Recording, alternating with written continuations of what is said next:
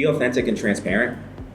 Obviously, you don't want to tell folks it's on the candidate end, you don't want to tell too much information, right?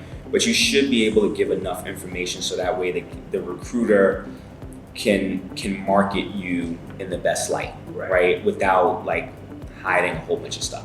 So if you're going on vacation, right, in the next few weeks, tell the recruiter that you're going on vacation, right?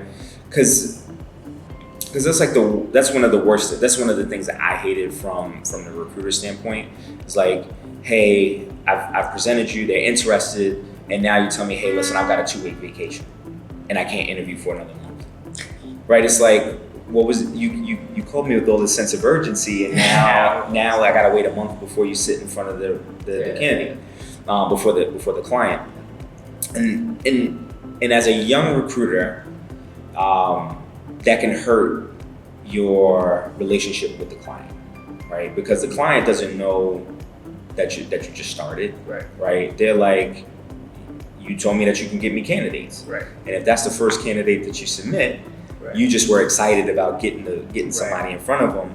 You didn't go through thoroughly and ask those questions, and it just may not have come up. But that's where, from the candidate end, you should be forthcoming, so that way the recruiter can go ahead and market you correctly. Because I look at us as almost like lawyers, right? I see that. We're lawyers for our candidates. We're trying to, like, hey, listen, this is why my candidate should walk, right?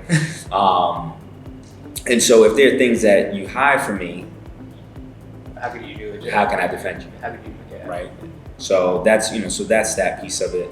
From a recruiter end, set the expectations, right? Because that's the worst thing. You're like, hey, listen, I'm ready. I'm gonna, like, you're a great candidate. I'm gonna get you in and all that sort of stuff like that. You are the middleman.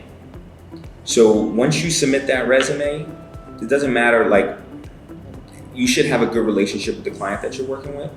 And so that allows you to be able to set the expectations for your candidate, right?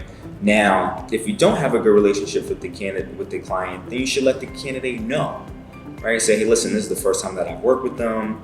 I'm still trying to feel out what their turnaround time is, they told me that their process is X, but I've been seeing Y, right? And that's how you build trust with the candidates that you work with, right? That's how you build loyalty. So even if you're not able to place them, they may say, hey, listen, Gibran wasn't able to place me, but he was like the most communicative. He got me an interview. They didn't like me, but he has great. He's not gonna lead you on, right? And so I think that's really, really important. No, absolutely.